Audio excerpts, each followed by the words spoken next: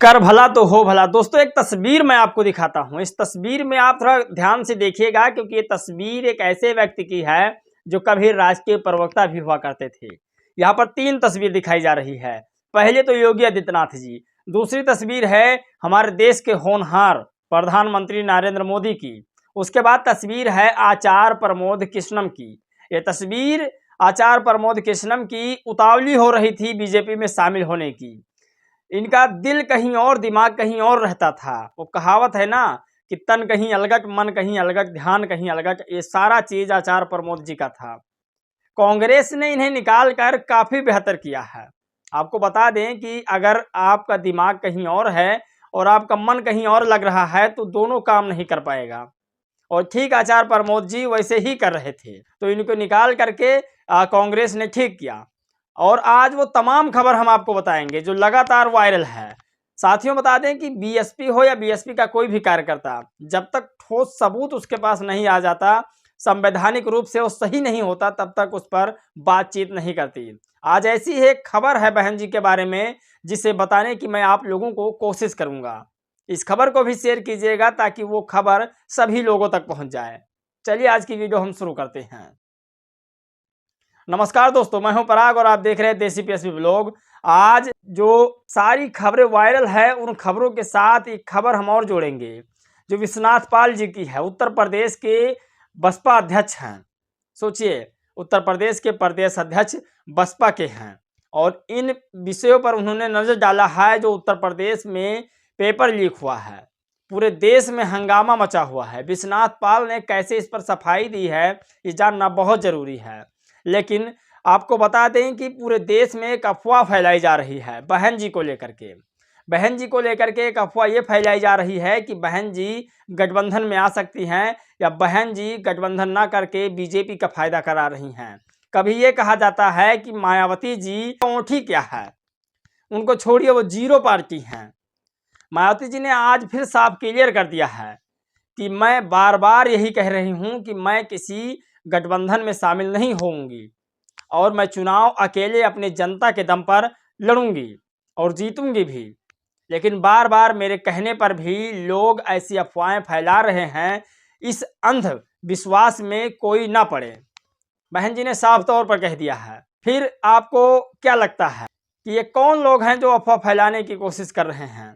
क्या बहन जी को पहले की तरह इस बार भी तो नहीं बीजेपी की बी टीम साबित करने में तुले हुए हैं? क्योंकि आप लोगों ने देखा ही होगा कि बीजेपी की बी टीम कौन है। जो लोग नारा देते थे वही आज बीजेपी के गोद में बैठे हैं और इल्जाम बसपा पर लगाया करते हैं। कई ऐसी खबर है जिस पर बातचीत करना बहुत ज़रूरी था, इसलिए आप लोगों को वो सारी खबर बताने की मैं कोशिश करूंगा जो लगातार वायरल हो रही है। वो सारी खबर आपको मैं बताऊंगा। सोचिए, विश्वनाथ पाल जी ने आखिर क्या लिखा। उत्तर प्रदेश की जो पुलिस वाली वैकेंसी का जो पेपर था वो लीक हुआ, उसके बारे में उन्होंने क्या कहा है, थोड़ा नज़र डालते हैं, समझाते हैं आपको। उत्तर प्रदेश पुलिस भर्ती परीक्षा पेपर लीक होने की खबर युवाओं का मनोबल और भविष्य की उम्मीदों को तोड़ देती है। लगता है भाजपा वालों ने परीक्षाओं को पैसे कमाने का कारोबार बना रखा है। यूपी की कोई भी परीक्षा बिना पेपर लीक के संपन्न ही नहीं होती है, चाहे फिर पिछले दिनों हुई ARO की परीक्षा हो या यूपी सिपाही भर्ती। अगर हम बात करें बहन मायावती की तो उन्होंने क्या कहा है आगामी चुनाव के बारे में अपने ट्वीट के माध्यम से, थोड़ा उनके ट्वीट को आप लोगों के सामने बताता हूं। उन्होंने पहली ट्वीट की जिसमें लिखा कि आगामी लोकसभा चुनाव आम चुनाव बीएसपी द्वारा किसी भी पार्टी से गठबंधन नहीं करने की बार बार स्पष्ट घोषणा के बावजूद आए दिन गठबंधन संबंधित अफवाहें फैलाने या साबित करता है कि बीएसपी के बिना कुछ पार्टियां की यहाँ सही से दाल गलने वाली नहीं है, जबकि बीएसपी को अपने लोगों का हित सर्वोपरि है। सोचिए, मायावती जी ने पहले भी स्पष्ट कर दिया है कि मुझे पार्टी से ज़्यादा अपने लोगों की, अपने बहुजन समाज की हित के बारे में सोचना है, उनके हित के बारे में क्या क्या कदम उठाना है इसके बारे में सोचना है। और मुझे लगता है कि बिना बसपा के कुछ पार्टियों के यूपी में दाल गलने वाली नहीं है, इसीलिए वो बार बार गठबंधन करने की बात उकसाने में तुले हुए हैं। सोचिए, वो तमाम खबरें बहन जी ने लिखी अपने ट्वीट के माध्यम से। उन्होंने दूसरी ट्वीट फिर लिखी, अंततः सर्व समाज के खासकर गरीबों, शोषित एवं अपेक्षित के हित व कल्याण के मद्देनजर बीएसपी का देश भर में अपने लोगों के तन मन धन के सहारे अकेले अपने बलबूते पर लोकसभा आम चुनाव लड़ने का फैसला अटल है। लोग अफवाहों से जरूर सावधान रहें। सोचिए, बहन जी ने साफ तौर पर यह भी कह दिया है कि लोग जो अफवाहें फैला रहे हैं उनसे सावधान रहें। मैं किसी पार्टी से गठबंधन नहीं करूंगी, फिर वो चाहे कोई भी पार्टी क्यों ना हो। वो तमाम खबरें आज लगातार वायरल है, उन सभी खबरों पर बातचीत करना बेहद जरूरी था। सोचिए, ये तस्वीर जो आपके सामने शो हो रही है, ये बार बार बीजेपी में दिखते नजर आए हैं। सोचिए, ये उस समय की बात है जब राम मंदिर प्राण प्रतिष्ठा था 22 जनवरी को, और 22 जनवरी के दिन राम मंदिर प्राण प्रतिष्ठा में इनके राष्ट्रीय अध्यक्ष राहुल गांधी जी नहीं पहुंचे थे, लेकिन आचार्य प्रमोद कृष्णम जी की बार बार तस्वीर अयोध्या से आ रही थी। सोचिए, जो अपने पार्टी को साथ लेकर ना चलता हो, जो अपने पार्टी के हित के बारे में न सोचता हो, वो पार्टी का राष्ट्रीय अध्यक्ष क्या उस व्यक्ति को अपने पार्टी में रखेगा। नरेंद्र मोदी जी ने इस पर ट्वीट किया है, जरा उससे सुनते हैं।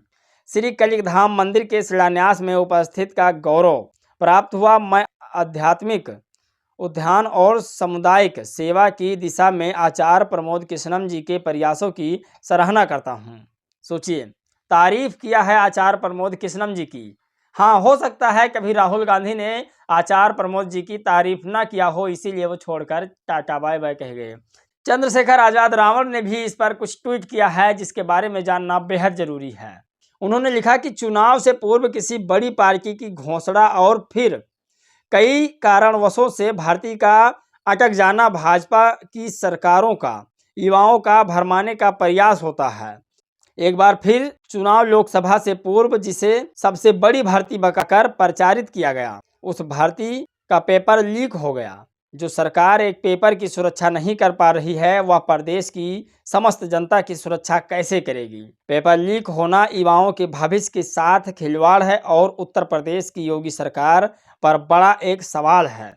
सोचिए, बीएसपी के प्रदेश अध्यक्ष विश्वनाथ पाल और भीम आर्मी के राष्ट्रीय अध्यक्ष चंद्रशेखर आजाद रावण दोनों ने मिलकर धावा बोला है बीजेपी पर। तमाम खबरें हम आपको बताने की कोशिश करते हैं जो लगातार वायरल हो रही है। अखिलेश यादव जी ने कहा, यदि पेपर लीक नहीं हुआ है तो जितने भी लोग पास होंगे उन सबको नौकरियां देनी पड़ेगी। ये बड़ी खबर लिखी है अखिलेश यादव ने। उन्होंने कहा कि जो 50 लाख अभ्यर्थी हैं, जिसमें लगभग 5 लाख से ज़्यादा लोग पास होंगे, उन सबको नियुक्ति पत्र देना होगा। आज तक वालों का बार बार कहना यही है कि यूपी पुलिस का जो पेपर है वो लीक नहीं हुआ है। बाकी आप लोग की राय क्या है, ये जानना बहुत ज़रूरी है। क्या यूपीपी का पेपर जो है वो लीक हुआ है या नहीं हुआ है? क्या बहन जी ने अकेले चुनाव लड़ने का जो फैसला लिया था वो सही था या नहीं? आप लोग की राय जानना बहुत ज़रूरी है। इस वीडियो में बस इतना ही। मिलेंगे एक और राजनीतिक वीडियो के साथ, तब तक के लिए जय भीम, नमो बुद्धाय।